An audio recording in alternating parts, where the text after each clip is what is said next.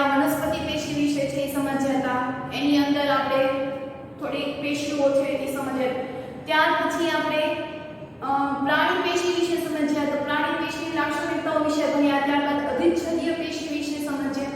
અધિચ્છદીય પેશીના લક્ષણો સમજ્યા પછી તેના પ્રકારો જોયા, લાગીસમ, સ્તંભાકારીય, પક્ષમર, બરોબર, વગેરે આપણે પેશીઓ વિશે છે સમજ્યા.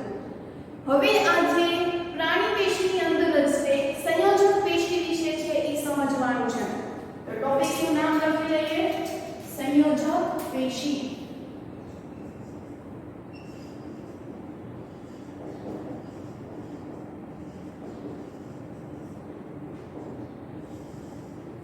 હવે આ જે સંયોજક પેશી છે એ શું હોય છે, એના વિશિષ્ટ લક્ષણો શું છે? તો આ જે સંયોજક પેશી છે એના કોષો એકબીજા સાથે ઓછા જોડાયેલા હોય છે અને તેનો જે આંતરકોષીય આધારક દ્રવ્ય હોય છે તો તેની અંદર કાં તો એ ગોઠવાયેલા હોય છે કાં તો એની અંદર ખૂપેલા હોય છે. તો એક પોઈન્ટ એવો લખીએ કે સંયોજક પેશીના કોષો, સંયોજક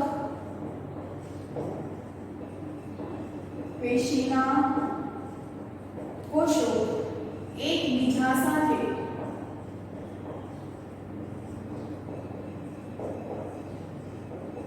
ઓછા જોડાયેલા હોય છે અને આંતરકોશીય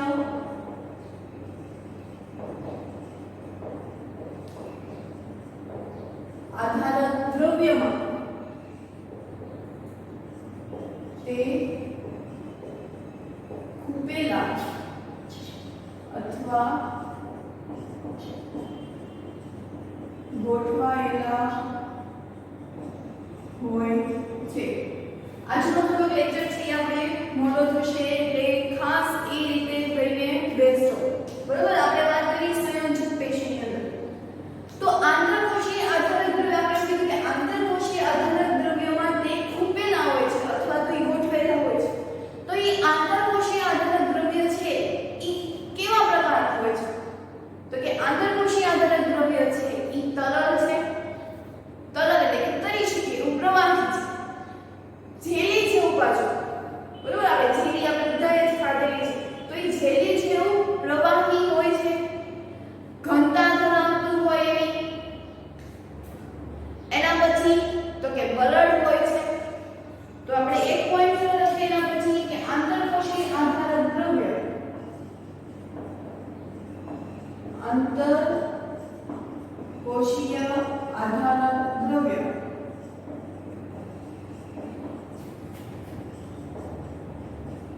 જેલી જેવું પ્રવાહી ઘનતા ધરાવે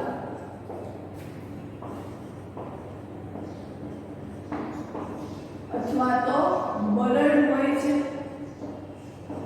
શું સમજ્યા આપણે? તો સંયોજક પેશી એટલે શું? તો કે એકબીજાની સાથે ઓછા જોડાયેલા હોય અને આંતરકોશીય આધારક દ્રવ્યની અંદર કાં તો ગોઠવેલા હોય કાં તો ખૂપેલા હોય.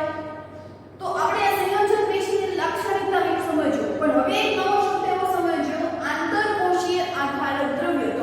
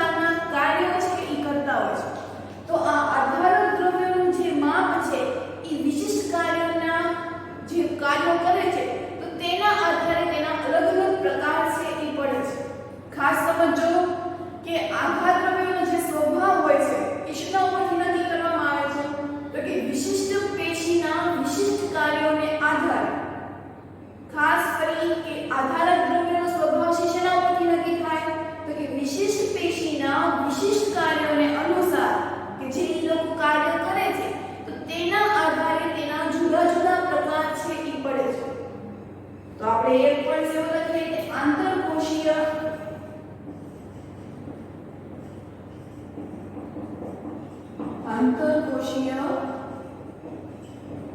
આધારક દ્રવ્યનો સ્વભાવ વિશિષ્ટ કાર્યોને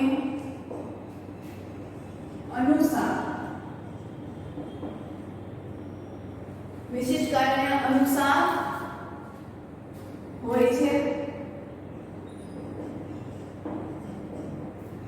તો આના કેટલા પ્રકાર પડે છે? તો કે એના ઘણા બધા પ્રકાર પડે છે। દાખલા તરીકે આપણે વાત કરીએ તો રુધિર છે એ પ્રવાહી તરલ છે, પ્રવાહી છે, સાથે તરી પણ શકે છે। એના પછી આપણે વાત કરીએ અસ્થિ, તો અસ્થિ એટલે કે હાડકા, તો એનું પણ આધારક દ્રવ્ય હોય છે। કાસ્થી, તો અસ્થિ અને કાસ્થી આપણે પ્રાઇમરીમાં ભણી ગયા છે। અસ્થિ એટલે હાડકા અને કાસ્થી એટલે કે જે જગ્યાએ હાડકા નથી આવેલા ત્યાં એને આપણે કાસ્થી કહીશું। દાખલા તરીકે કાન। તો આ આંતરકોશીય દ્રવ્યોના આધારે તેના વિશિષ્ટ કાર્યોને અનુસાર છે એનો સ્વભાવ હોય છે અને તેના જુદા જુદા પ્રકાર છે પડે છે। તો એમાંની આપણે વાત કરીએ તો દાખલા તરીકે રુધિર,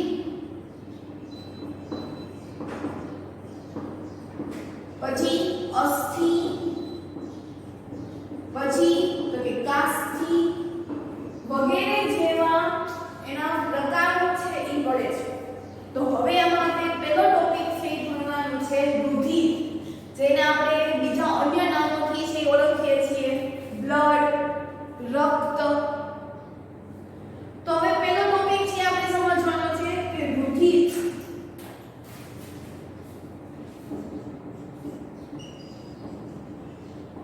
તો રુધિર પણ એક સંયોજક પેશી છે, પણ કેવું છે તો કે પ્રવાહી, તરલ પ્રવાહી છે। તે આ જે રુધિરના જે કોષો છે એ જુદા જુદા હોય છે અને આ જે જુદા જુદા કોષો હોય છે તો એ કોની અંદર છે સમાવેશ હોય છે તો કે રુધિર રસની અંદર એના જુદા જુદા કોષો છે એ આવેલા હોય છે। તો કે રુધિરમાં જુદા જુદા કોષો આવેલા હોય છે, આ જ કોષો છે એ રુધિર રસમાં ગોઠવાયેલા હોય છે। તો તેની અંદર પણ જુદા જુદા કોષો છે એ આવેલા હોય છે।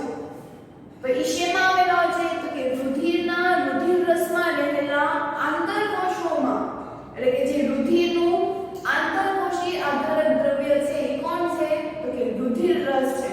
આપણે ક્યારે એની વાત કરીએ છીએ આંતરકોશીય, તો રુધિરના જે જુદા જુદા કોષો છે એ કોની અંદર આવ્યા છે તો કે રુધિર રસમાં।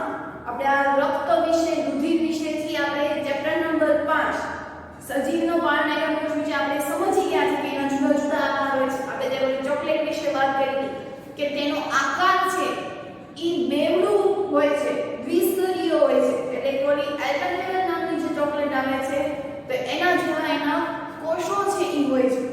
તો રુધિરના જે કોષો છે એ રુધિર રસમાં અંદર ખૂબેલા હોય છે અથવા તો તે ગોઠવાયેલા હોય છે, તેને આપણે આંતરકોશીય આધારક દ્રવ્ય છે એ કીધું। તો એટલા જ માટે રુધિરનું આંતરકોશીય આધારક દ્રવ્ય કોણ તો કે રુધિર રસ। તો 1.0 લખીએ કે રુધિરના આંતરકોશીય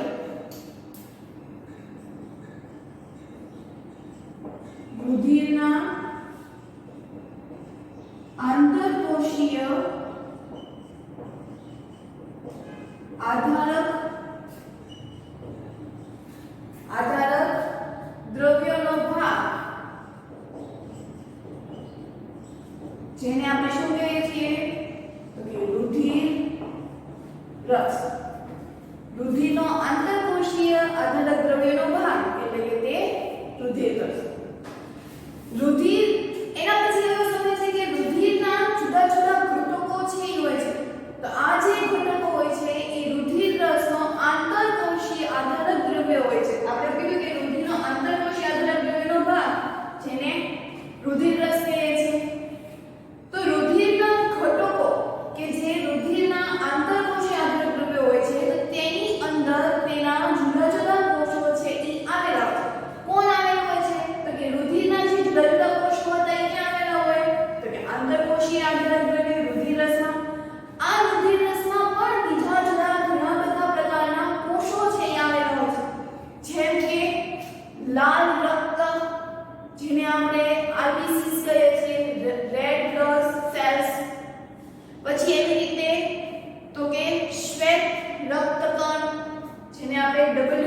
WBCC કહે છે. એના પછી તો કે ત્રાક કણો. તો આ બધા જે એના પ્રકારો છે કે જે રુધિર રસમાં અંદર હોય છે. તો આ જે કણો હોય એ કેવી રીતે હોય છે? તો કે આ જે રુધિર હોય છે એ પ્રવાહીમાં નિલંબિત થયેલા હોય છે. અને નિલંબિત એટલે આપણે ચેપ્ટર નંબર 1 માં આપણે શીખ્યા છીએ નિલંબિત. ચેપ્ટર નંબર 2 માં આપણે કલિલના કણોની વિશે વાત કરી ત્યારે નિલંબિત કણો વિશે છે આપણે વાત કરી કે તે પ્રવાહીમાં સતત તરતા રહે છે. તો આ જે આપણે વાત કરી એ WBCs, RBCs, ત્રાક કણો અને આપણે કેવા હોય છે તો કે એનો આકાર છે એ ત્રાકાકાર હોય છે. એટલા માટે એને ત્રાક કણો છે એ કહે છે. તો આ બધા રુધિર રસમાં કેવા હોય છે તો કે નિલંબિત થયેલા હોય છે. તો એક પોઈન્ટ એવો લખીએ કે રુધિરમાં લાલ રુધિર કણો કયા ઘટકો આવેલા હોય તો કે રુધિરમાં લાલ રુધિર કોષો, શ્વેત રુધિર કોષો અને તો કે ત્રાક કણો નિલંબિત થયેલા હોય છે. નિલંબિત એટલે કે તરતા હોય છે. રુધિરમાં લાલ રક્તકણો જેને આપણે RBCs કહીએ છીએ, બરોબર? રેડ બ્લડ કણો અથવા તો કોષો, એટલે કોષોને આપણે સેલ્સ કહીએ છીએ. Red blood cells. એના પછી શ્વેત રક્તકોષ એટલે કે વ્હાઇટ બ્લડ સેલ્સ. એના પછી તો કે ત્રાક કણો જે નિલંબિત અવસ્થામાં હોય છે. જે નિલંબિત અવસ્થામાં હોય છે. આ સિવાય રુધિરમાં બીજું શું હોય છે? બીજા કયા ઘટકો છે, કેટલા દ્રવ્યો છે એ હોય છે આવેલા હોય છે તો કે રુધિરમાં પ્રોટીન, મીઠું, કેટલાક અંતઃસ્ત્રાવો પણ અંદર આવેલા હોય છે. તો કે આ સિવાય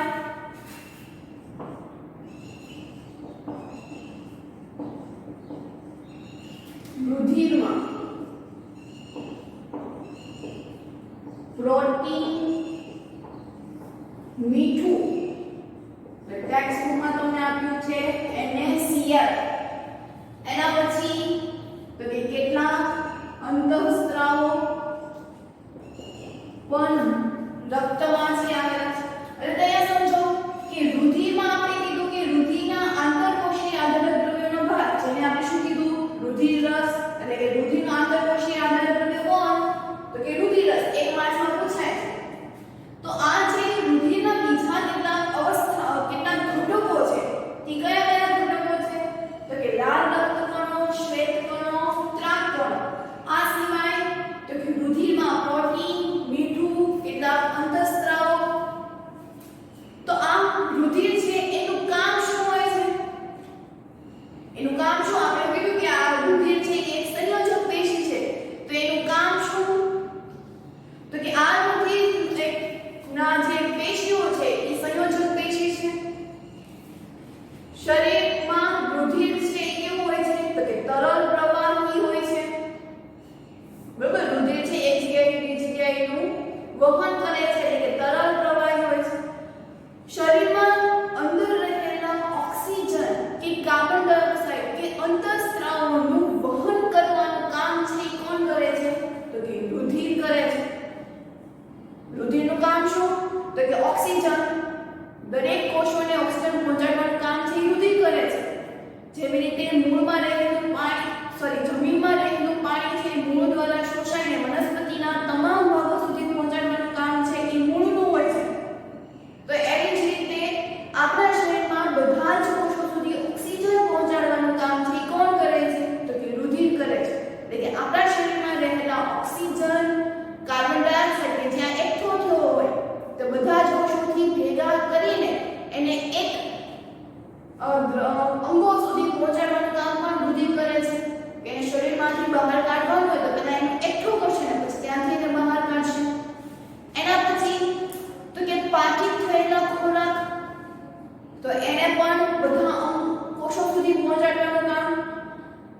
તો કે ઈ રુધિર કરે છે, એટલે કે રુધિરનું કામ વહન કરવાનું હોય છે.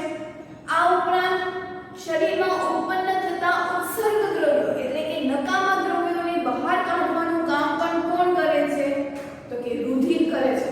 તો આપણે ટૂંકમાં એવું કેવું હોય તો કે રુધિરના કાર્યો શું? તો કે આપણે એમ કીધું કે રુધિર છે એ ઓક્સિજન, કાર્બન ડાયોક્સાઇડ, ટૂંકમાં આપણે વાયુઓ કહીએ કે રુધિર, વાયુઓ, પાચિત ખોરાક, ઉત્સર્ગ દ્રવ્યો તેમજ અંતઃસ્રાવો વગેરેના શરીરનું એક સ્થળેથી બીજા સ્થળે પહોંચાડવાનું કામ કરે છે, જેને આપણે પરિવહન કહીએ છીએ. પરિવહન એટલે એક સ્થળથી બીજી જગ્યાએ જાઓ, પણ વિજ્ઞાનની ભાષામાં આપણે કેવું હોય તો એટલે આપણે કહીશું સંવહન.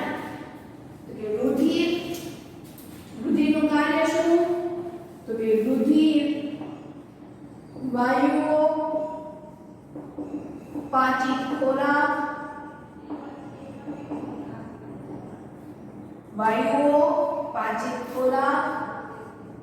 ઉત્સર્ગ દ્રવ્યો અને અંતઃસ્રાવોનું એક જગ્યાએથી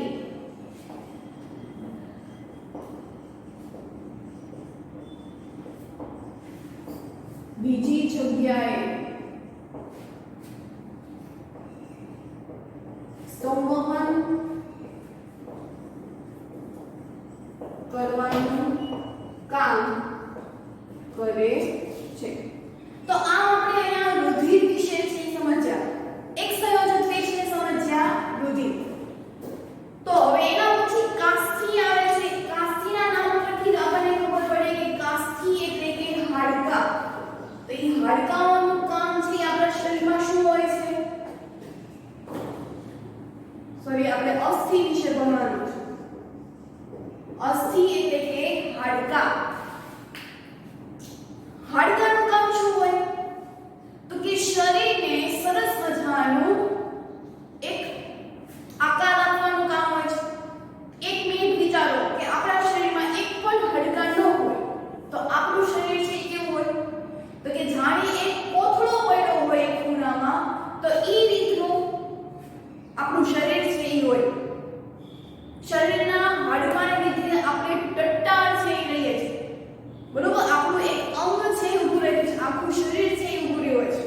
એટલે કે અસ્થિ એટલે કે હાડકાં. તો હવે જે બીજી એક પેશી છે એને આપણે હાડકાં વિજ્ઞાનની ભાષામાં કહીએ તો અસ્થિ. તો આ પણ એક સંયોજક પેશી છે.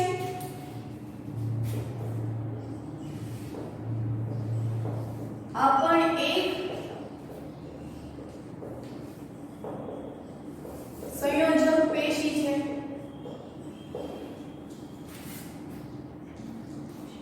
શરીરના જે હાડપિંજરનું નિર્માણ કરીને શરીરને આકાર આપવાનું કામ કરે છે, બરોબર? આ અસ્થિનું કામ શું? હાડકાનું કામ શું? તો કે હાડપિંજર આપણા હાડકાઓની ગોઠવણી કરીને એક હાડપિંજર છે એ બને છે. આપણે ઘણી વખત કોઈ મૂવી કે સિરિયલમાં છે એ હાડપિંજર આપણે જોતા હોય, એમાં થોડુંક નાના સ્વરૂપમાં છે આવ્યું હોય છે કે જે હાડકાઓથી બનેલું હોય છે. તો શરીરમાં હાડપિંજરનું નિર્માણ કરીને શું કરે છે? તો કે શરીરને આકાર આપવાનું કામ કરે છે. તો કે શરીરના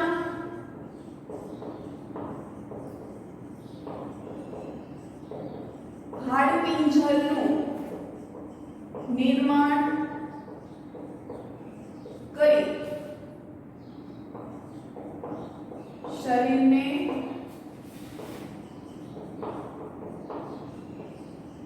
આકાર આપવાનું કામ કરે છે. ખાસ એક માળામાં પૂછાય છે કે શરીરનું નિર્માણ કેવી રીતે થાય, એની માટે કઈ પેશી છે એ જવાબદાર હોય છે? તો કે શરીરનું નિર્માણ છે એ શરીરના હાડપિંજરનું નિર્માણ કરીને તેને આકાર આપવાનું કામ કરે છે, અને તેની માટે કાસ્થિ નામની સંયોજક પેશી છે એ જવાબદાર છે. તો એ શરીરના હાડપિંજરનું નિર્માણ કરીને શરીરને આકાર આપવાનું કામ છે એ કરે છે. હવે આકાર આપવાનું કામ કરતી હોય મતલબ કે એ જે અસ્થિ હશે તો એ મજબૂત હશે અને તો કે બરડ હશે.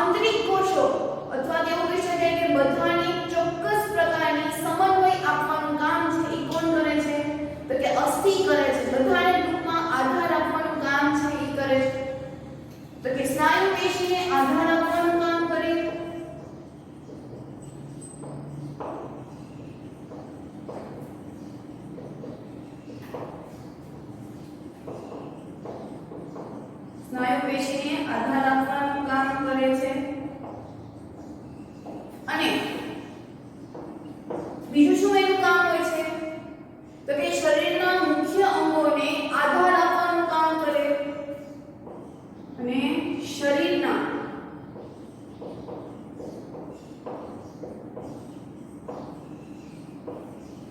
મુખ્ય અંગોને આધાર આપવાનું કામ કરે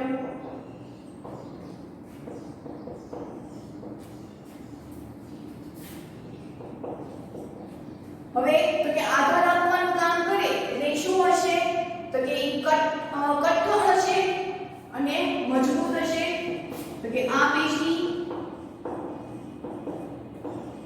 મજબૂત આધાર ત્યારે જ આપે કે જ્યારે તેનામાં એને સહન કરવાની શક્તિ હોય બહારથી કોઈ પણ દબાણ આવે છે છતાં પણ એમાં કોઈ ફેરફાર થતો નથી શરીરને આધાર જ આપે છે બરોબર આપણે કોઈ પણ જગ્યાએ અપનાતા હોઈએ છે તો આપણા જે હાડકાઓ છે એ શું કરશે તો કે એ જે અંગો હશે એનું રક્ષણ છે એ કરશે એટલે કે એ આ પેશી છે એ મજબૂત અને કઠણ હોય છે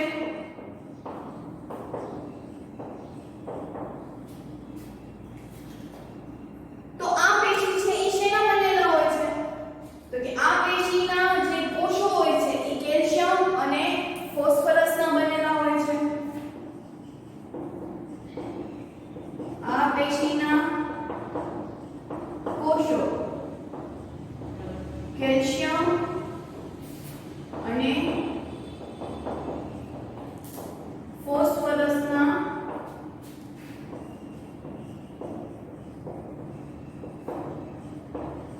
બનેલા હોય છે તો આમાં આપણે વાત કરી અસ્થિ વિશેની હવે જે આપણે વાત કરવાની છે એ અસ્થિ સ્નાયુ બંધ વિશે છે એ વાત કરવાની હવે પછીની જે પેશી છે એ શું નામ છે એનું તો કે અસ્થિ સ્નાયુ બંધ જેને આપણે ઇંગ્લિશમાં કહીશું લિગામેન્ટ તમે ઘણી વખત એવું સાંભળ્યું હશે લિગામેન્ટ્સ જોઇન્ટ તો આ જે અસ્થિઓ છે એ ક્યાં આવેલા હોય છે તો કે જ્યાં બે સાંધાઓ ભેગા થશે બરોબર જ્યાં બે સાંધાઓ છે એ ભેગા થાય છે તો તે જગ્યાએ આ સ્નાયુબંધ છે અસ્થિના તેની અંદર છે એ આવેલા હોય છે એટલે કે બંનેને શું કરવાનું કામ કરે છે તો કે જોડવાનું કામ કરે છે જ્યાં પણ હાડકાઓ આવેલા હશે તો એ જગ્યાએ બે હાડકાઓની વચ્ચે આ અસ્થિ સ્નાયુબંધ છે એ આવેલા હોય છે તો કે બે સાંધાઓ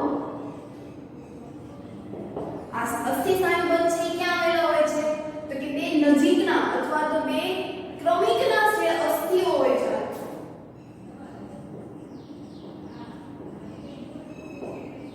આવેલા હોય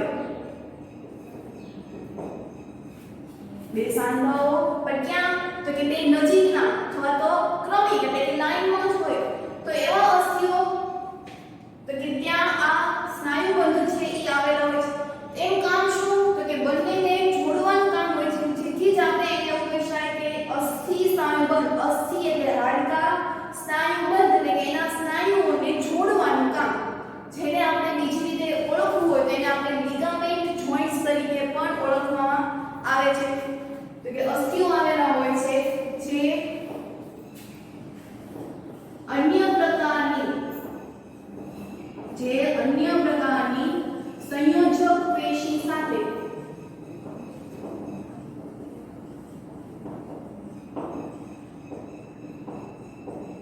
જોડાયેલા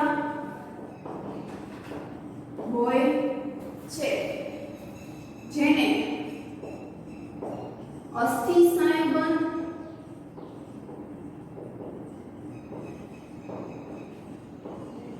અથવા ligaments joint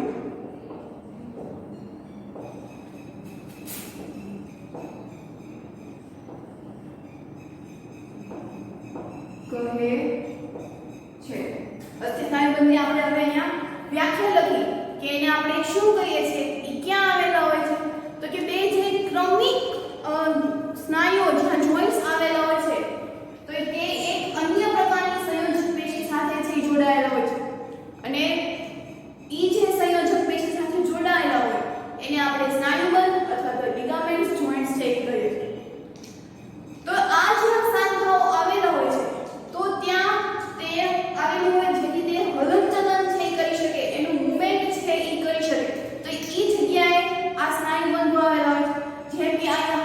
હાડકા કાંડા પાસે, તો કાંડાનું હાડકું અને આ હાથનું હાડકું, તો ઈ બંને વચ્ચે આ સ્નાયુ બંધો છે આવેલા હોય છે, જેથી એનું હલનચલન છે એ કરી શકે. એવી જ રીતે આંગળીઓમાં પણ, કે આંગળીઓનું હલનચલન આપણે કરવું હોય તો એની વચ્ચે જે જોઈન્ટ્સ આવેલા હોય છે, તો એની વચ્ચે પણ આ સ્નાયુ બંધ છે એ આવેલા હોય છે, કે જે હલનચલન કરે છે, અને તે જગ્યાએ આ કોષો છે એ આવેલા હોય છે. તો કે આ જે કોષો આપણે કીધું કે તે હલનચલન કરી શકે છે, એ મૂવમેન્ટ કરી શકે છે, તો એનો મતલબ એવો કે આ પેશીના જે કોષો છે એ સ્થિતિસ્થાપક છે. સ્થિતિસ્થાપક એટલે શું? કે એ પોતાનો આકાર છે એ બદલાવીને ફરી પાછું પોતાની મૂળ સ્થિતિમાં આવી જાય, તો એને આપણે સ્થિતિસ્થાપક છે એ કહીએ છીએ. જેવી રીતે રબરને આપણે ખેંચીએ છીએ તો એ ખેંચાઈ જાય છે, પણ જો આપણે એને મૂકી દઈશું તો પોતાનો મૂળ આકાર છે એ ધારણ કરી લે છે. તો એવી જ રીતે આપણો સ્નાયુ પણ એવો હોય છે, એટલે કે આ પેશીના જે કોષો છે એ સ્થિતિસ્થાપક અને મજબૂત છે એ હોવા જરૂરી છે. જે શું કરશે તો કે એને જકડી રાખશે. જ્યાં આ સાંધાઓ આવેલા છે તો ત્યાં એનું કામ શું? તો કે એને જકડી રાખવાનું કામ છે એ હોય છે. તો કે આ પેશી સ્થિતિસ્થાપક, આ પેશી સ્થિતિસ્થાપક અને મજબૂત હોય છે. તે શું કરશે તો કે અંગોને એકબીજા સાથે જકડી રાખશે, તોય તે એનું મૂવમેન્ટ છે એ કરાવી શકશે. બરોબર? તમે આપણી રીતે જ આપણે જોયું આ કાંડું છે એ ગોળ ગોળ ફરે છે, તો અહીંયા પણ અસ્થિ આવેલું, કોની પાસે પણ કોની ઊંચી નીચી થાય છે, તો આ ઉપરનો ભાગ અને નીચેના ભાગને એકબીજા સાથે જોડી રાખે અને છતાં પણ તેનું હલનચલન છે એ કરાવી શકે, તો ત્યાં આ સ્નાયુ છે એ આવેલા હોય છે. તો કે સ્નાયુઓમાં ખૂબ જ ઓછું આંતરકોશીય આધારક દ્રવ્ય હોય છે. એના પછી એવું કે આ જે સ્નાયુઓ હોય છે એમાં ખૂબ જ ઓછું આંતરકોશીય આધારક દ્રવ્ય હોય છે.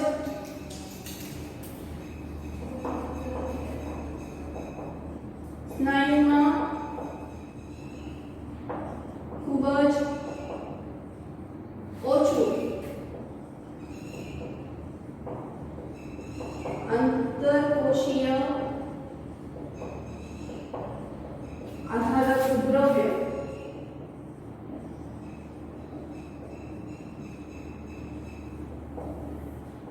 આવેલું હોય.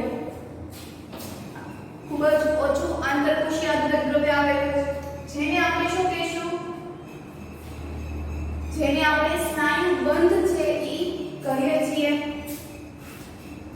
એના પછી આપણે વાત કરવી હોય તો કે આ પેશીના જે કોષો છે અન્ય પ્રકારની સંયોજક પેશી છે, જેને આપણે સ્નાયુ બંધ છે એ કહીએ છીએ.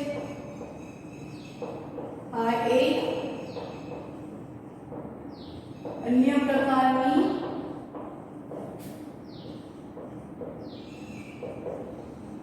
સંયોજક પેશી છે, જેને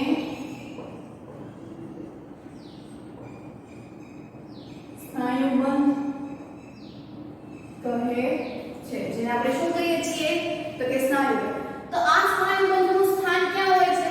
તો કે તે સ્નાયુ પેશી અસ્થિ કે માંસપેશીને ની વચ્ચે છે આવેલું છે, તેને જોડવાનું કામ છે એ કરે છે. એટલે તે મજબૂત હોય છે અને તે થોડી ઘણી સ્થિતિસ્થાપક પણ હોય છે. ક્યાં આવેલી હોય? તો કે આ સ્નાયુઓ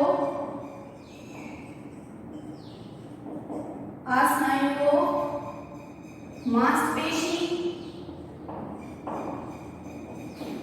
પછી તો કે સ્નાયુ પેશી, અહીંયા લખે આ સ્નાયુઓ અસ્થિ કે માંસપેશી, અસ્થિ કે માંસપેશી અને સ્નાયુ પેશીને જોડે છે. આ ક્યાં આવેલું હોય છે? તેનું કામ શું હોય છે? તો કે સ્નાયુઓ જે હોય છે આ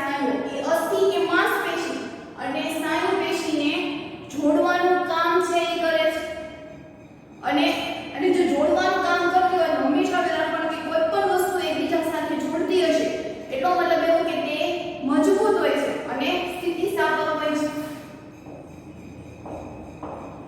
એટલે તે મજબૂત અને થોડી ઘણી સ્થિતિસ્થાપક હોય છે. આ પેશી છે આપણે કીધું કે એનું કામ શું તો કે આ સ્નાયુઓ અસ્થિ કે માંસપેશી અને સ્નાયુ પેશીને જોડવાનું કામ કરે છે અને જોડવાનું કામ કરતું હશે એટલે તે મજબૂત અને થોડી ઘણી સ્થિતિસ્થાપક હોય છે. આ ઉપરાંત તે રેસાવાળી હોય છે તેમને લખીએ કે તેમજ તે રેસાવાળી હોય છે. કેવી હોય છે તો કે રેસાવાળી છે હોય છે. તો એમ આપણે અહીંયા અસ્થિ વિશે છે સમજ્યા. તો હવે એના પછી જે આપણે છે ઈ કાસ્થિ વિશે છે ઈ સમજવાનું છે. હવે આપણે ટોટલ 3 પેશી છે બાકી રહી. કાસ્થિ, તંતુઘટક પેશી અને મેદપૂર્ણ પેશી. તો હવે આપણે એના વિશે છે ઈ સમજીએ. તો હવે એના પછી કાસ્થિ વિશે છે સમજીએ. તો કાસ્થિ પણ એક સંયોજક પેશી છે.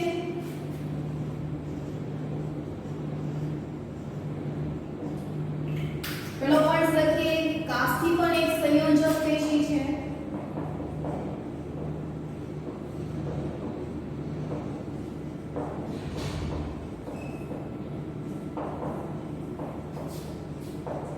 આ જે પેશી છે તો એના કોષો વચ્ચે પર્યાપ્ત જગ્યા છે ઈ આવેલી હોય છે.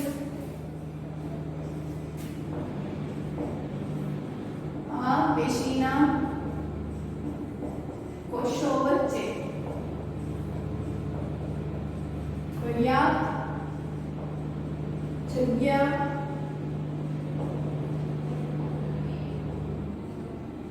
આવેલી હોય છે. તેનું આધારક દ્રવ્ય છે એ આ પેશીનું કેવી રીતે આપણે એવું સમજાય કે બધા જ જે આ પેશીઓ છે એનું આધારક દ્રવ્ય છે એ જુદું જુદું હોય છે. એના વિશિષ્ટ કાર્યને આધારે આધારક દ્રવ્ય હોય છે. તો આ જે પેશી છે એનું આધારક દ્રવ્ય છે એ કેવું હોય છે તો કે આંતરકોષીય આધારક દ્રવ્ય. આ જે પેશીનું આંતરકોષીય આધારક દ્રવ્ય છે એ શેનાથી બનેલું હોય છે તો કે પ્રોટીન અને શર્કરાનું બનેલું હોય છે. આ પેશીના આંતરકોષીય આધારક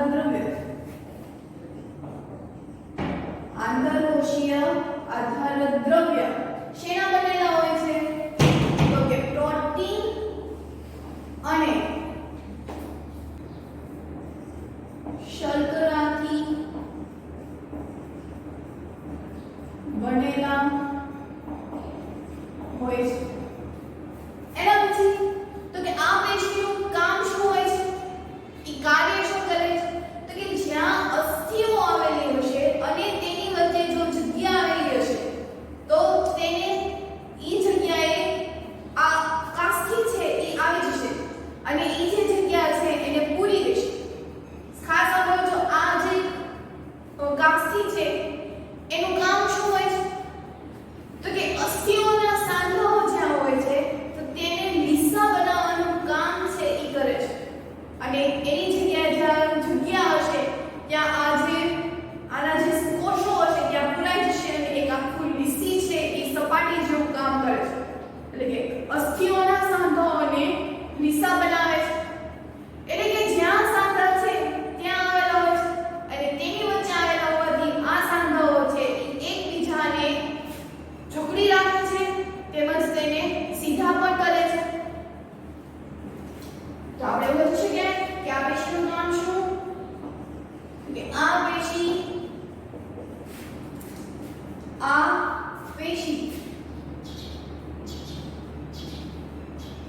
સાંધાઓને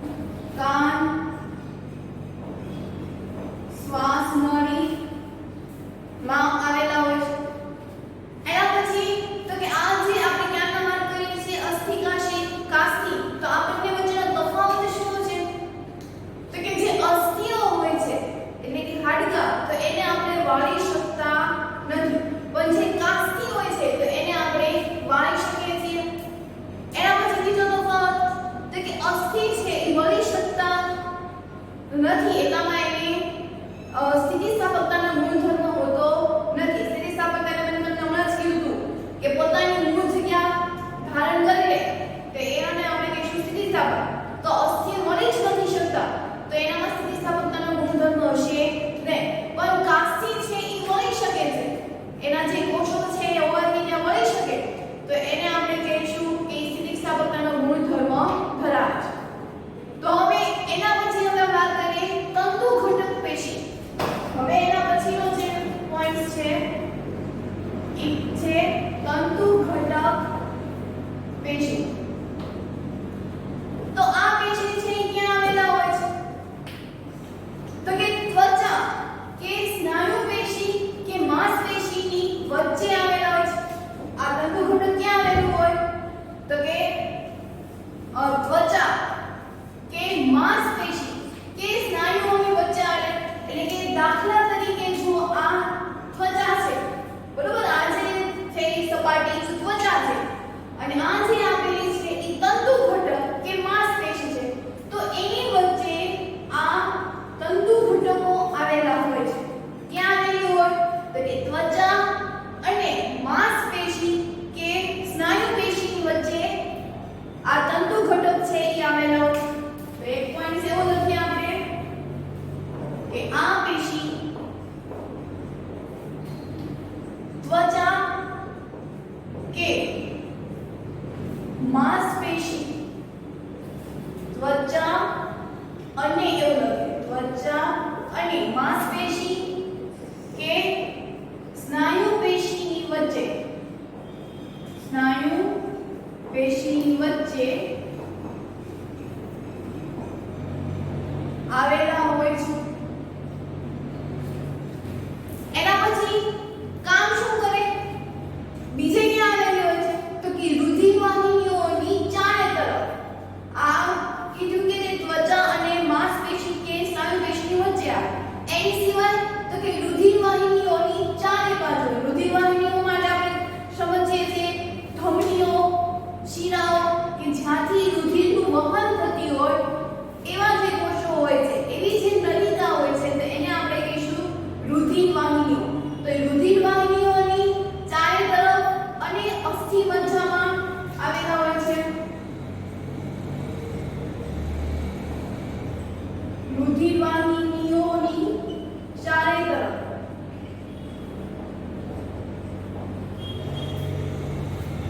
અને અસ્થિ મજ્જા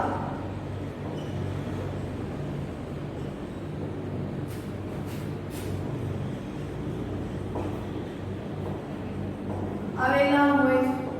હવે એના પછી તો કે કામ શું કરે? તો કે જે આ પેશી આવેલી હોય છે તેવા અંગોની વચ્ચે આ ઘટકો છે આવેલા છે અને અંગોની વચ્ચે જગ્યાઓ છે એ પૂરે છે કે જેથી અંગો છે એ હલનચલન કરી શકે નહીં. દાખલા તરીકે હું તમને એક વાત કરીએ તો આપણું જે જઠર છે તો એ જઠર એક સ્થાને ચોક્કસ છે. હવે એની આગળ પાછળ કોઈ જગ્યાઓ છે આવેલી હોય છે તો એ શું કરશે? તો એની જગ્યાએ આ ઘટકો છે એ પૂરાઈ જશે અને એની જગ્યા છે એ ફિક્સ થઈ જશે કે જેથી તેનું હલનચલન કરી શકે નહીં. સામાન્ય ઉદાહરણ સમજીએ કે આપણે કોઈ ઘર છે એ ચેન્જ કરતા હોય તો એવી કોઈ કાચની વસ્તુ હોય છે કે ટીવી, ફ્રીજ કે એવું કોઈ હોય છે તો આપણે એને વ્યવસ્થિત રીતે પેક કરીએ છીએ કે એની આજુબાજુ થર્મોકોલના પૂઠા, થર્મોકોલ મૂકીએ અથવા તો પૂઠાઓ છે એ મૂકીએ કે જેથી આપણી જે વસ્તુઓ છે એ હલનચલન કરે નહીં, પોતાની જગ્યા છે એ બદલે નહીં. તો એવી જ રીતે આ પેશીઓ પણ શું કામ કરશે? તો કે જે શરીરના અંગો છે તો એનું હલનચલન ન થાય તો એની આજુબાજુએ આ તંતુ ઘટક પેશીઓ છે, સ્નાયુ કોષો છે એ આવેલા હોય કે જેથી અંગો છે એ પોતાના સ્થાન પર જ રહે. તો કે અંગોની ટૂંકમાં આપણે લખવું હોય તો કે અંગોની અંદર ખાલી જગ્યાઓને ભરવાનું કામ કરે. અંગોની અંદર ખાલી જગ્યાઓને ભરે છે. ટૂંકમાં આપણે એવું કહેવું હોય કે એનું કામ શું? તો કે અંગોની અંદર જે ખાલી જગ્યા આવેલી હોય છે તેને ભરવાનું કામ છે. આ સિવાય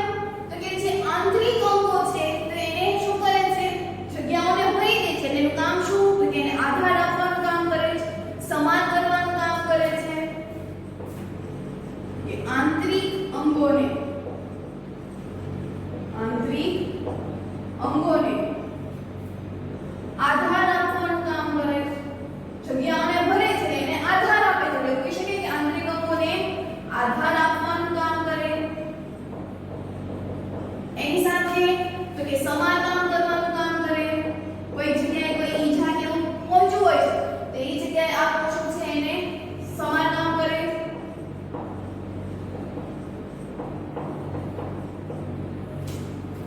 બરોબર. તો અહીંયા આપણે તંતુ ઘટક પેશી વિશે છે વાત કરી કે તંતુ ઘટક એટલે એના જે કોષો છે કેવા હશે તો કે કાગડા જેવા હશે, તંતુઓ જેવા હશે. ક્યાં આવેલી હોય છે તો કે ત્વચા અને માંસપેશી કે સ્નાયુ પેશીઓની વચ્ચે, ઈ સિવાય તો કે રુધિર વાહિનીઓની ચારે બાજુ અને અસ્થિ મજ્જામાં કામ શું કરે તો કે આંતરિક અંગોની ખાલી જગ્યાઓ છે એ ભરી દે છે. એટલે ટૂંકમાં અંદરના જે અંગો છે એને આધાર આપવાનું કામ કરે અથવા તો સમારકામ કરવાનું કામ છે એ કરે છે. તો હવે એના પછીની લાસ્ટ પેશી છે મેદપૂર્ણ પેશી.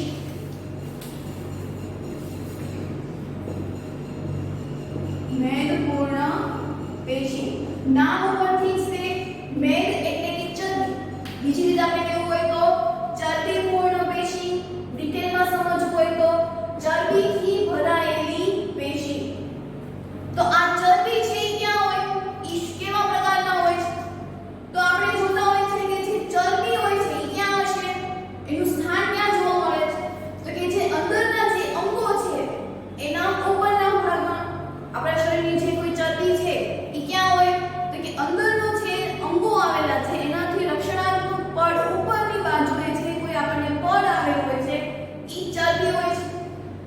એના ઘટકો છે જેના બનેલા હોય છે તો કે ચરબીના જે ઘટકો હોય એના ગોલક સ્વરૂપે ત્યાં હોય છે. એ સિવાય તો કે ચરબીના કારણે એમાં શું ઉત્પન્ન થાય છે તો કે ઊર્જાનું નિયમન થાય છે, ઉષ્માનું નિયમન થાય.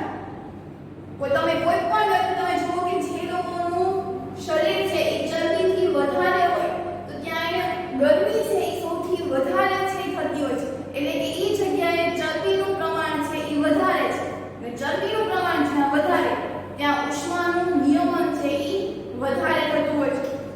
તો પહેલો ટોપિક સમજીએ કે મેદ એટલે કે ચરબી. મેદ એટલે કે ચરબી. બરોબર.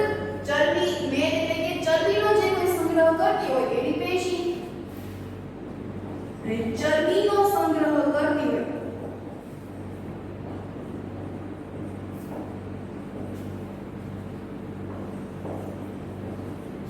ચરબીનો સંગ્રહ કરતી પેશી જેને આપણે કહીશું મેદપૂર્ણ પેશી. સ્થાન ક્યાં આવેલું હોય છે તો કે ત્વચા અને આંતરિક અંગોની વચ્ચે. ત્વચા અને આંતરિક અંગોની વચ્ચે. એના પછી શેનો સંગ્રહ કરે છે તો ઓબ્વિયસલી નામ પ્રમાણે તો જો મેદપૂર્ણ પેશી છે ને ચરબીથી બનેલું હોય તો એ કોનો સંગ્રહ કરતી હોય તો કે ચરબીનો જ તે. તો કે આ પેશીના જે કોષો છે એ ચરબી કે મેદના ગોલકોથી ભરાયેલા હોય છે. આ પેશીના કોષો ચરબી તેમજ મેદપૂર્ણ ગોલકોથી ભરેલા હોય છે. એના પછી તો કે આ જે પેશીના કોષો છે એ ચરબી કે મેદનો સંગ્રહ કરતી હોવાથી ત્યાં શું થશે તો કે ઉષ્માનું નિયમન છે એ થાય છે. આ મેદપૂર્ણ પેશીનું કામ શું હોય તો કે એ જે ચરબી હોય છે કે મેદપૂર્ણ કોષો હોય છે તો એ ત્યાં ઉષ્માનું નિયમનનું કામ કરે છે. આ પેશીના કોષો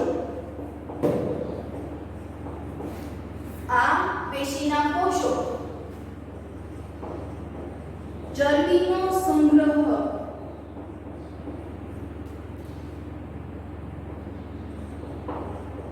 કરતી હોવાથી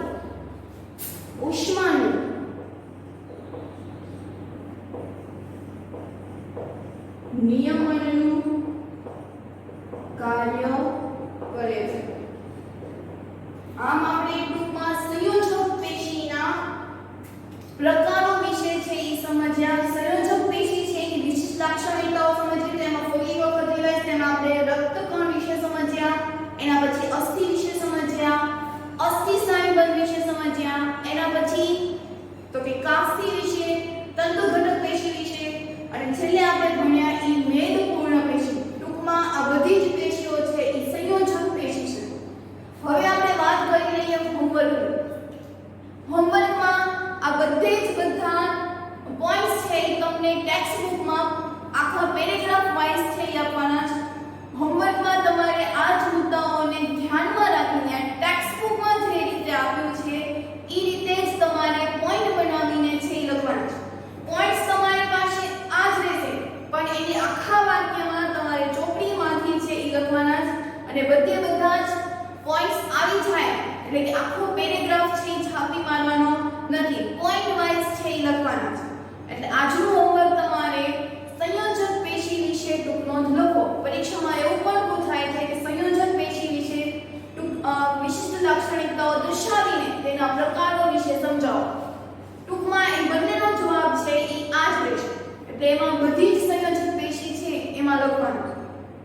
કેટલી વાર લખવાનું છે તો કે આ જે સંયોજક પેશી છે એની ટૂંક નોંધ છે ઈ 3 વાર લખવાની છે, પણ પોઈન્ટ્સ વાઇઝ લખવાની છે. તો અહીંયા આપણો આ લેક્ચર છે ઈ પૂર્ણ કર્યો.